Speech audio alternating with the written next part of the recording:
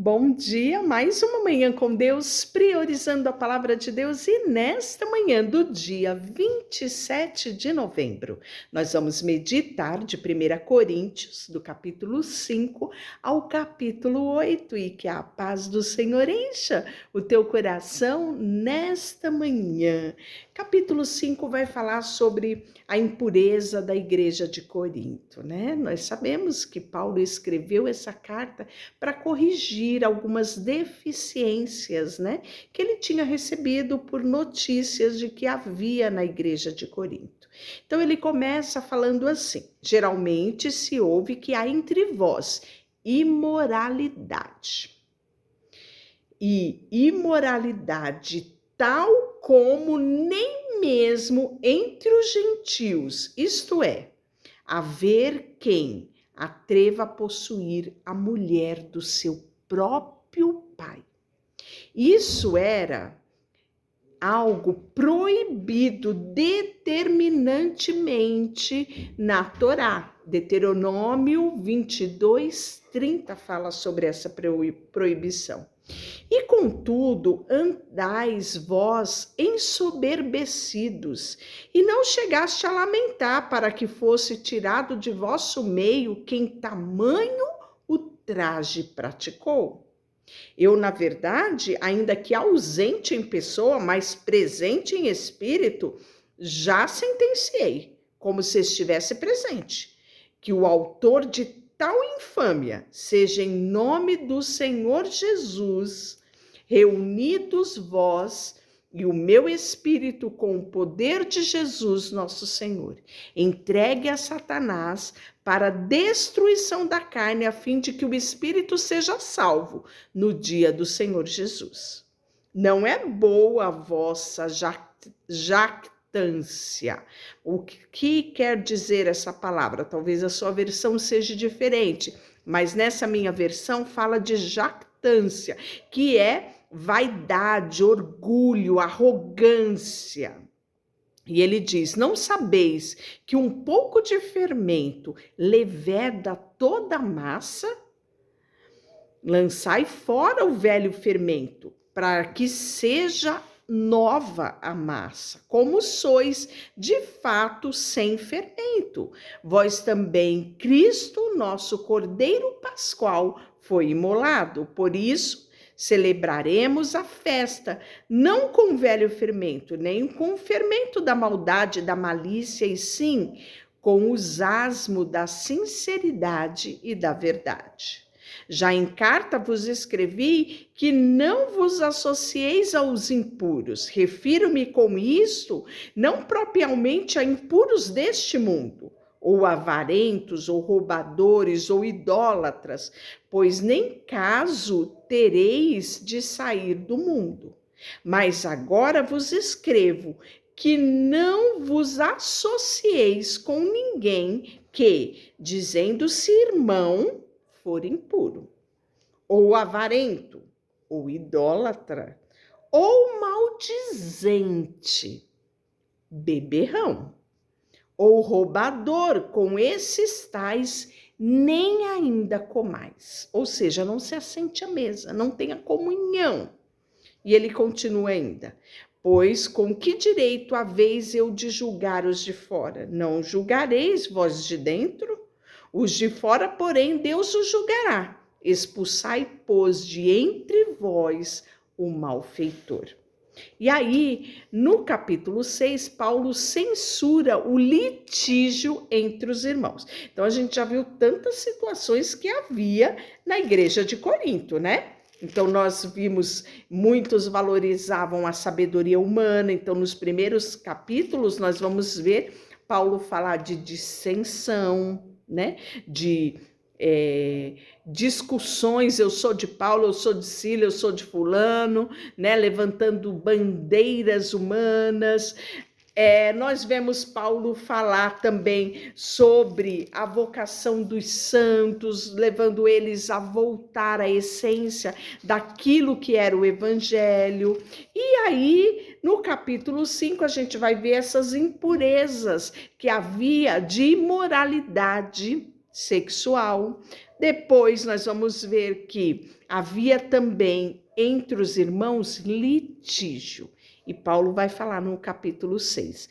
Aventura-se algum de vós, tendo questão com outro, submetê-la ao juízo perante os injustos e não perante a santos. O que Paulo está dizendo? Que havia litígio entre os irmãos. E ao invés deles discutirem aquilo entre eles e resolverem, eles levavam para a justiça. Será que hoje é muito diferente do que acontecia lá na igreja de Corinto? E ele fala: não sabeis que, a vez de julgar os próprios santos, quanto mais as coisas dessa vida. Entretanto, vós, quando tendes julgar negócios terrenos, constituí um tribunal daquele que não tem nenhuma aceitação na igreja, para a vergonha vos digo, não há porventura, nem ao menos um sábio entre vós, que possa julgar no meio da irmandade? Mas irá um irmão a juízo contra o outro irmão, e isto perante a incrédulos? Olha que advertência que Paulo faz aqui à igreja de Corinto, né? E depois ele vai tornar a falar sobre a sensualidade que é condenada. Ele fala assim: todas as coisas me são lícitas, mas nem todas me convêm. Todas as coisas me são lícitas, mas eu não me deixarei dominar por nenhuma delas.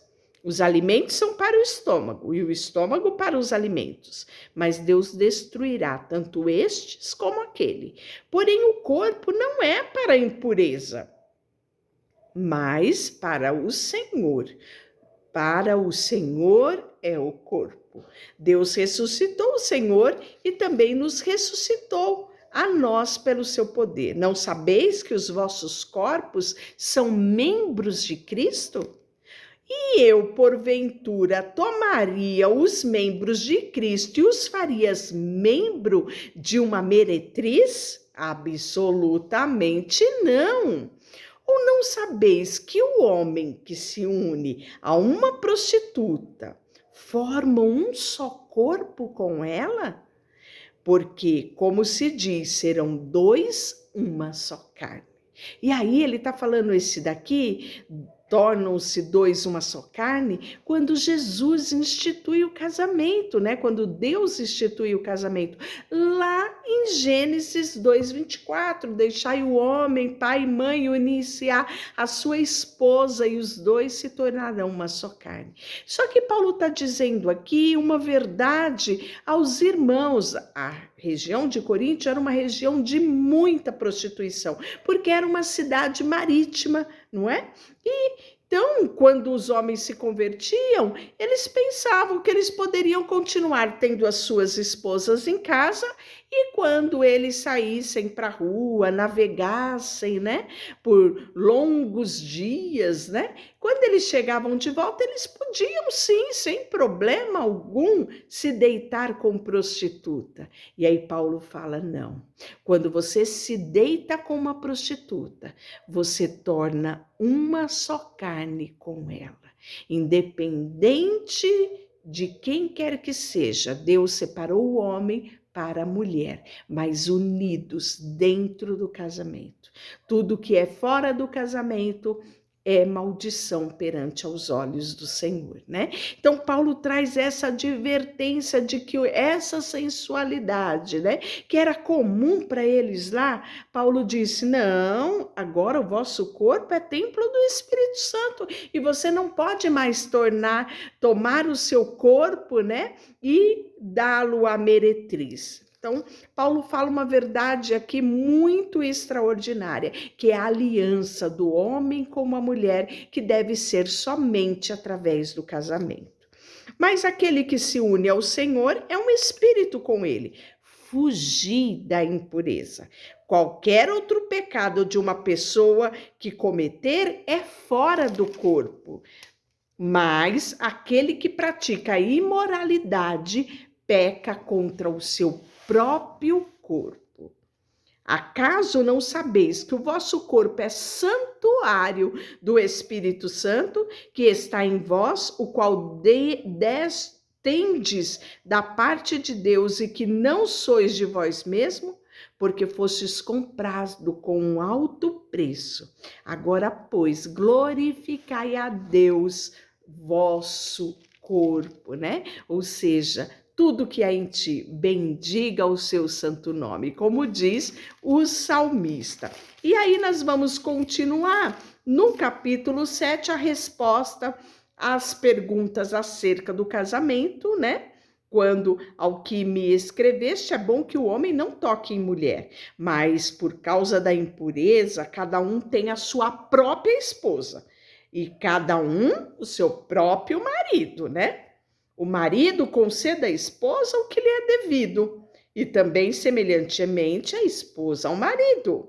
A mulher não tem poder sobre o seu próprio corpo, mas sim o marido. E também, semelhantemente, o marido não tem poder sobre o seu próprio corpo, e sim a sua mulher. O que ele está falando? Ele está falando sobre a aliança do casamento. Quando você celebra a aliança do casamento, você se torna um, e o seu corpo pertence ao seu esposo, e o seu corpo pertence à sua mulher. É isso que Paulo está falando, sobre a aliança, a unidade de uma só carne. E aí ele fala, né? Quero que todos os homens sejam tais como também eu sou. No entanto, cada um tem de Deus o seu próprio dom. Um, na verdade, e o outro de outro. E os solteiros, viúvo, digo que lhe seria bom que permanecesse no estado como também eu vivo. Caso, porém, não se dominem, que se casem, porque é melhor casar do que ser abrasado. Ou seja, se você tem liberalidade de ficar solteiro e servir ao Senhor na sua solteirice, na sua viuvez, né, os que são viúvos, mas se você tem necessidade de ter alguém, para que você não peque, case-se, né? E a unidade de uma só carne que a Bíblia tem, que a Bíblia reconhece, que Deus nos fala, é o casamento. Falo, o casamento é a instituição que Deus criou. Deus criou o casamento e a igreja, e isso é bênção para vivermos aqui nessa terra. E aí Paulo vai continuar sobre a estabilidade da família. Ora, aos casados ordene, não eu, mas o Senhor, que a mulher não se separe do seu marido, né? Se porém vier a separar-se, que não se case ou se reconcilie com o seu marido, ou que o marido não se aparte da sua mulher, né? Então, o que Paulo está falando? Está falando do princípio do casamento, que Deus sonhou que o casamento estabelecido entre o homem e a mulher fosse até que a morte os separe. Mas por que tem divórcio? A palavra mesmo já responde, por causa da dureza do coração do homem, né? Mas agrada a Deus que, se houver qualquer dificuldade no meio do casamento, que ambos se perdoem e se reconciliem. E aí ele vai falar bastante a respeito sobre a família, sobre o casamento, e ele vai continuar, ele vai dizer a partir do 25, problemas com respeito ao casamento em tempos de tribulação.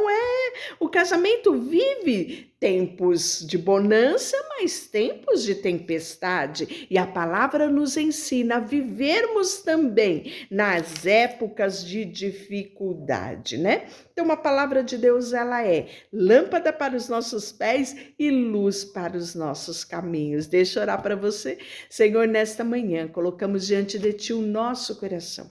Queremos aprender com a Tua palavra, descobrirmos qual é a boa, perfeita e agradável vontade Tua para as nossas vidas, renovando sempre o nosso entendimento com a Tua palavra. Colocamos diante de Ti tudo o que temos e somos, em nome de Jesus. Amém. Deus te abençoe.